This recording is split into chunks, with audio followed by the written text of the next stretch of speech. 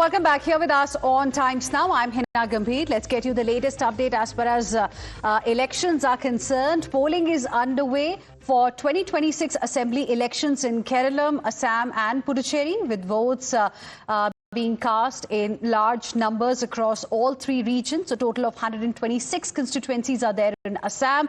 There are 140 constituencies in Kerala Assembly and 30 in Puducherry that are seeing voting today in a single phase election. In total, 1,906 candidates are in the fray, including 722 in Assam, 890 in Keralam and 294 in Puducherry, making it a closely watched electoral contest.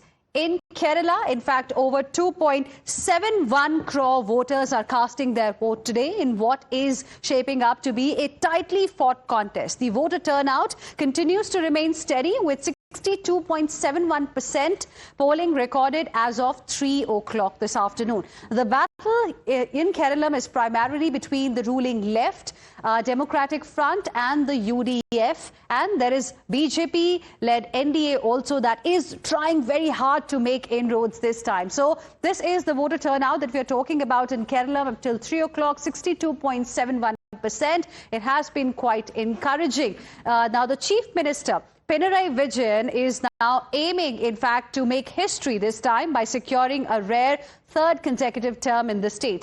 Meanwhile, the UDF is also looking to stage a comeback and reclaim political ground it once dominated. The BJP, like I said, on the other hand, is entering the fray with a lot of confidence. Kerala Chief Minister Pinarayi Vijayan, Leader of Opposition V.D. Satheesan, Kerala BJP Chief Rajiv Chandrasekhar, ISRO Chairman also earlier cast their votes. Listen in to these reactions. ഈ തെരഞ്ഞെടുപ്പ് കേരളത്തിന്റെ ഭാവി നിർണ്ണയിക്കുന്ന അതിപ്രധാനമായ തെരഞ്ഞെടുപ്പാണ്. കാരണം നമ്മൾ ഒരു വികസിത കേരളത്തിലേക്ക് നല്ല ചുവടുവെച്ച് നിൽക്കുകയാണ്.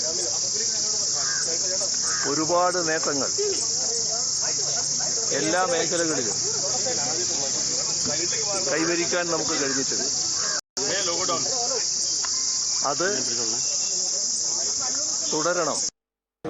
Your message to the voters today? They have to participate in this democratic process because it is their fundamental right. They have to exercise their right. Go for a polling booth and vote for. Especially for the youth, sir. Definitely, they have to participate. This will decide their destiny also in Kerala, because the brain drain is happening everywhere. So within 5 years, if this is continuing, Kerala will be an old age home. So my request to the youngsters that they have to participate and vote for UDF. Thank you, sir. No, it's a very simple message. This is an extremely important election for the future of Keralam. This is an important election for the future of our children, the future of our citizens. We have seen for the last 60-70 years a very lazy type of a CPM Congress politics that has left people behind as an only put power politics and exploitative politics front and center. It is time to change that. I am extremely confident that the people of Keralam have taken this mandate as a mandate for change. They have taken these elections as an opportunity to change the direction of our state and to bring development and opportunity for our future generation. So I believe it's an important election. I request every voter to consider this as an extremely important election, exercise their fundamental right of voting, and consider it also a fundamental duty for them to come and help the state move forward. Sir, all the poll surveys are showing a very tight contest between LDF and UDF. How do you think BJP is going to play a crucial role? No, look, first of all, most of these polls that come 2 days before an election, so I'm sorry to say with great respect to these pollsters, are manipulated and they are put out there to serve a particular purpose, to create a narrative. Now, I know that the UDF wants to make people believe that they are going to win and the LDF wants to make people believe they are going to win. But I can assure you today, with the common sense that I have, there is no way that a Malayali today who has given the Congress and the CPM multiple opportunities and has seen the kind of corruption and malgovernance that they have both inflicted on the people, and has seen. What would you like to say to the voters today, sir? Everybody should vote. This is our. What are the issues important to you? Now the issue is my holding the vote. In the beginning, I was also thinking that it is going to be a tough fight because two very seasoned politicians are standing as my opponents. But after about a week of campaigning, I am very confident that the people are with NDA, the people are with me. The sitting MLA VK Prashant, he has been claiming that he did very huge projects worth rupees 1,700 crores. But nothing is palpable, nothing is seen. When an NDA MLA is there, not only the state funds, but central funds is also easily available to that MLA. And development in its true aspect could be brought in by an NDA candidate. Today, Kerala is going to the polling booth. The election is the great part of our democracy. And I humbly request the people to go and vote according to their opinion. I think this time Kerala elect Left Democratic Front for the third time. Because the last 10 years, we were doing such kind of developments and social welfare activities. The first part of LDF government, 2016 to 21, we started 4 missions, especially to develop Kerala for 25 or 30 years. And we got more than 6 lakhs people homeless here, no? So viewers, you just heard from the leaders in Keralam, and we'll tell you about Assam and Puducherry as well. But before that, let me welcome my colleagues also who've been tracking the developments very, very closely on the ground. We've got Arpita joining us from Trivandrum. She'll tell us about what's happening in Keralam. We've got Mohit Bhatt joining us live from Guwahati, tracking the developments in Assam. And we also have with us Dharini joining us live from Puducherry, the union territory that is also seeing voting today. But Arpita, to you first, people are saying there isn't really any wave that's visible, even though Mr. Rajiv Chandrasekhar was trying to say that pollsters are just trying to create a narrative before the voting day, so you shouldn't really believe it. But tell us, how has it been on the ground? 62% voter turnout till 3 o'clock. How does it compare with the last time?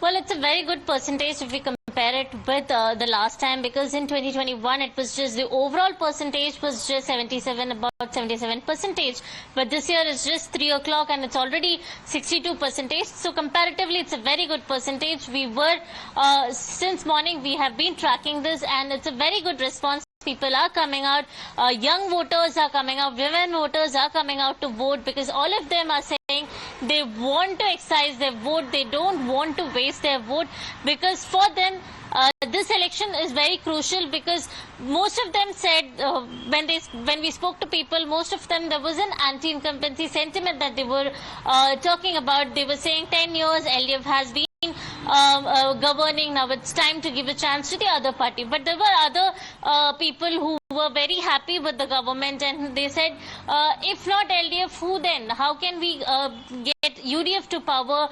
Because within the party, within the Congress party, there is a lot of issues. There is an infighting in the party itself.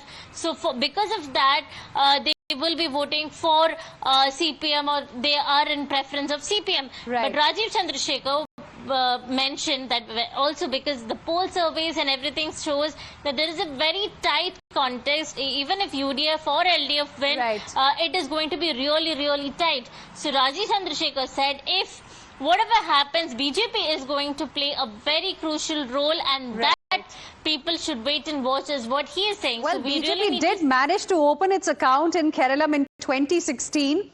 Then couldn't do anything in 2021, but we'll see what happens in 2026. Voters are making their decision today. Arpita, stay on with us.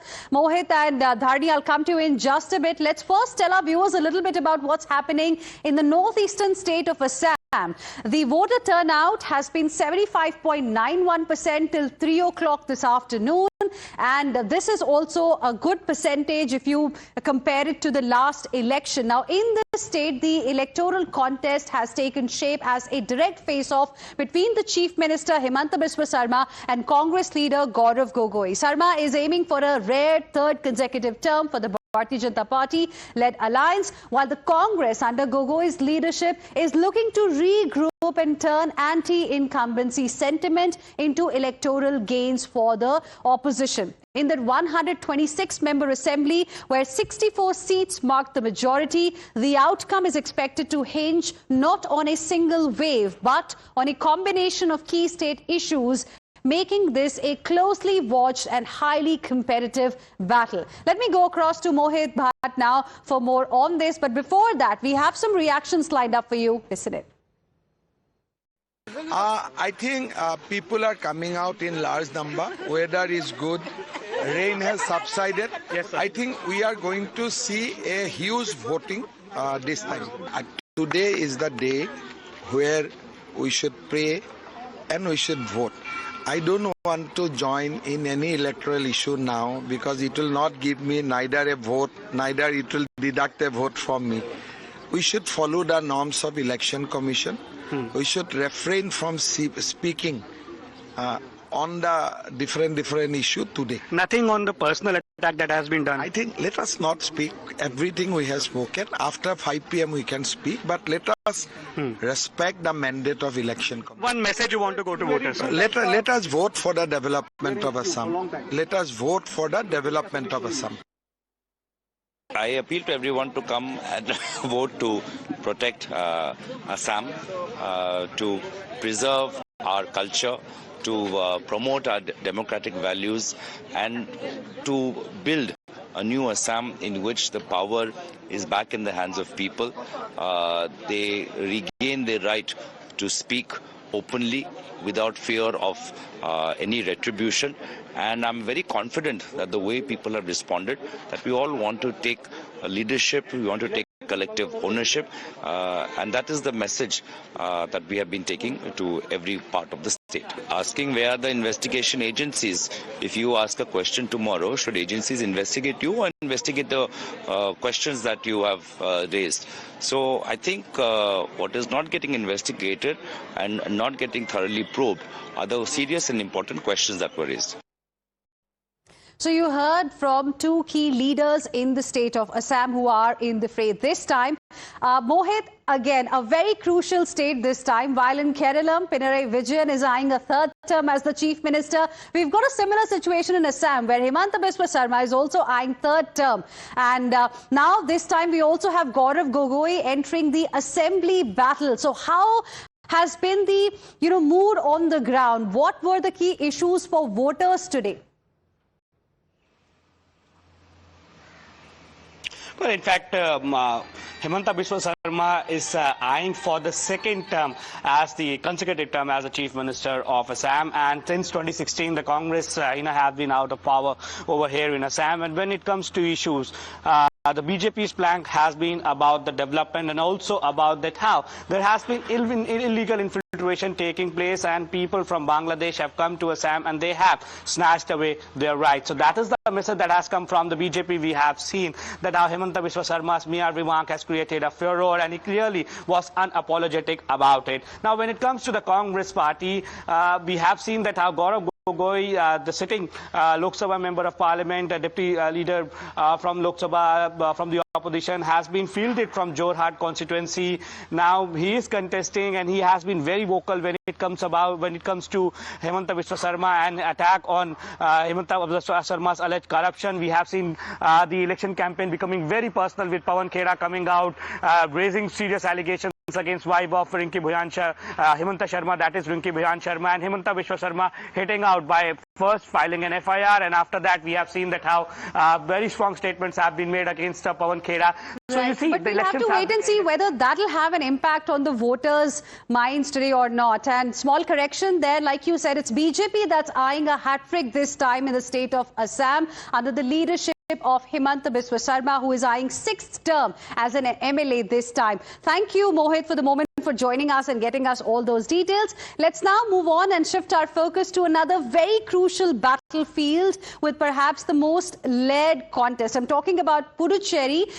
Now, voter turnout has been around 72.40% till 3 o'clock this afternoon. The NDA is banking on its welfare record to retain power here, while the Congress-DMK alliance is hoping that anti-incumbency is going to work in its favor. Adding a new dimension to the contest is TVK, emerging from neighboring Tamil Nadu and seen as a wild card that could disrupt the electoral arithmetic. In an exclusive conversation, the Puducherry Chief Minister expressed confidence, stating that the NDA will once again win and form the government. Listen in. Joining us now for an exclusive conversation is the Chief Minister of Puducherry, Mr. N. Rangaswamy. Sir, இன்னைக்கு voting ரொம்ப காலையில இருந்து ஆக்டிவா போயிட்டு இருக்கு. வெற்றி பத்தி எவ்வளவு உறுதியா இருக்கீங்க சார்? வெற்றி உங்களுக்கு தேசிய ஜனநாயக கூட்டணி கட்சி ஆட்சி அமைக்கிற அளவுக்கு வெற்றி நல்லா இருக்கும். கடந்த 5 ஆண்டுகள் உங்களுடைய பெர்ஃபார்மன்ஸ் எப்படி பாக்குறீங்க சார்? என்னெல்லாம் பண்ணிருக்கீங்க? நல்லவே பண்ணிருக்கோம். எங்களுடைய புதுச்சேரி மண்டல வளர்ச்சிக்காக மக்கள் நல திட்டங்கள் மூலமா நிறைய செஞ்சுருக்கோம். உள்கட்டமைப்பை மேம்படுத்தியிருக்கோம். புதுச்சேரியை ஒரு புதிய வளர்ச்சி பாதையில் கொண்டு சொல்லுவேன். அடித்தளமே அமைச்சிருக்கோம். இப்போ நாங்கள் காங்கிரஸ் நீங்க எதுவுமே பண்ணலன்னு சொல்றாங்க. காங்கிரஸ் ஒன்றும் பண்ணல. அவங்க நீங்க எதுவுமே பண்ணலன்னு சொல்றாங்க. எங்களையா? அவங்களுக்கு அதை சொல்லக்கூடிய அளவுக்கு அவங்களுக்கு எந்த வித அருகதையும் இல்லை. அவங்களுக்கு காங்கிரஸ்காரர் வீணாக்கிட்டு போனவங்க. அவங்க 5 ஆண்டுகள் 2016 2021 வரைக்கும் 21 இப்போ 21 வரைக்கும் அதெல்லாம் சரி பண்ணி இப்போ பாண்டிச்சேரி டெவலப்மெண்ட் கொண்டு வந்துட்டு இருக்கோம். நீங்க பிஜேபி கூட கூட்டணி ஆட்சியில் இருந்தாலுமே மாநில அந்தஸ்து இன்னும் வாங்கி கொடுக்க முடியலங்கிறது அவங்க திருப்பி சொல்றாங்க. அவர் காங்கிரஸ் இருந்தாலும் அப்பயே கொடுத்துருக்கலாம். கொடுக்குற மாதிரி இருந்தால் நாங்கள் எங்களுக்கு கட்சி நாங்கள் வலியுறுத்துறோம். எங்களுக்கு மெயின் டிமாண்ட் அதான். பிஜேபி சொல்லிட்டு இருக்கோம், கொடுப்பாங்க. திருப்பி ஆட்சிக்கு வந்து அதை திருப்பி வலியுறுத்தி வாங்கிடுவீங்களா சார்? வலியுறுத்துவோம், கண்டிப்பாக எப்பயும் வலியுறுத்துவோம். வைஸ் thank you. That is the Chief Minister of Pondicherry, Mr. Rangaswamy, talking to Times Now exclusively, and he is telling that the Congress has not done anything for the people of Puducherry whenever they were in governance earlier, but now they are complaining about the NR-BJP government that was in power for the last 5 years, and he's also going on to say that if their alliance comes back to power again, he will press on the demand for statehood for Puducherry with the Union BJP government, and he will try as much as possible to make that into a reality. Let me now go across to my colleague Dharini, who is live with us right now. Dharini, you spoke a short while ago to the Puducherry Chief Minister. He expressed confidence, but I want to quickly ask you about TVK. TVK is making headlines in Tamil Nadu for sure, but how is the sentiment on the ground among voters with respect to TVK in Puducherry?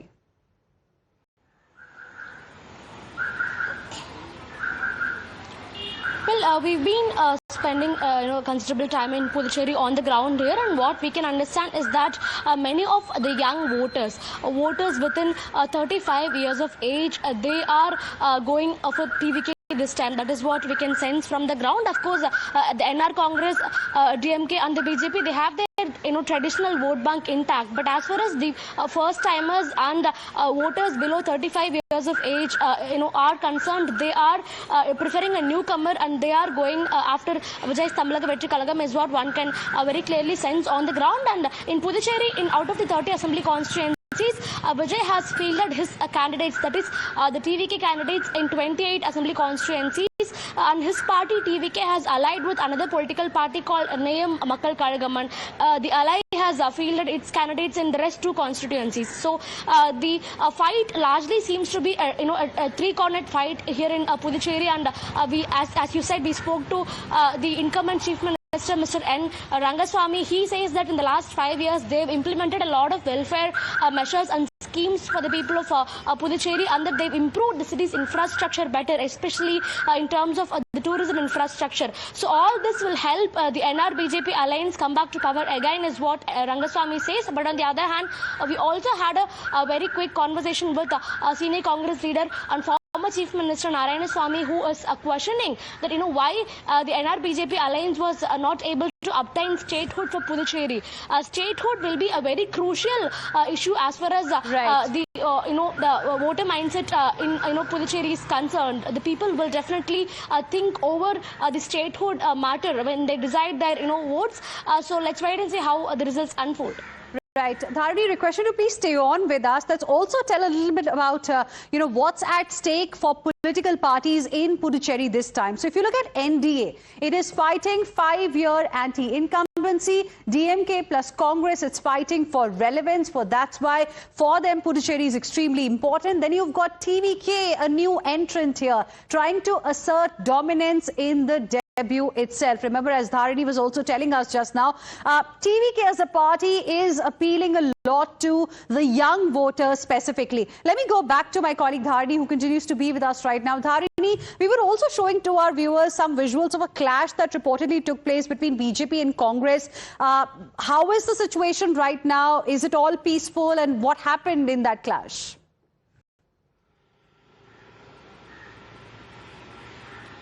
Well, this clash was reported at a polling booth in Manadipet area in Puducherry.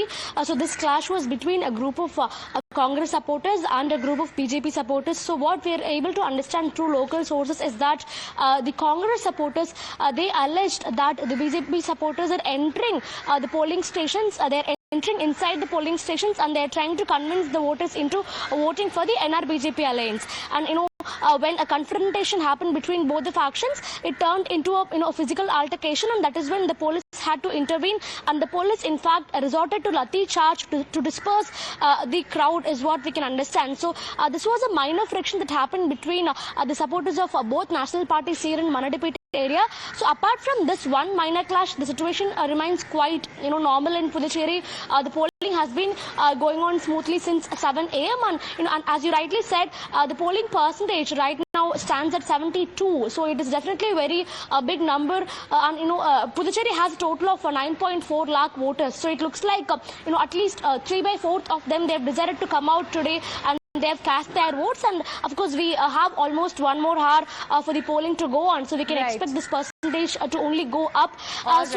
It looks like a three-cornered fight, a clear-cut three-cornered fight between the NR-BJP alliance, the DMK alliance, and also the TVK. Thank you very much, Dharani, for the moment, for joining us with all of those details. And with this, viewers, we'll slip into a very, very short break. Coming back with lots more. Don't go anywhere.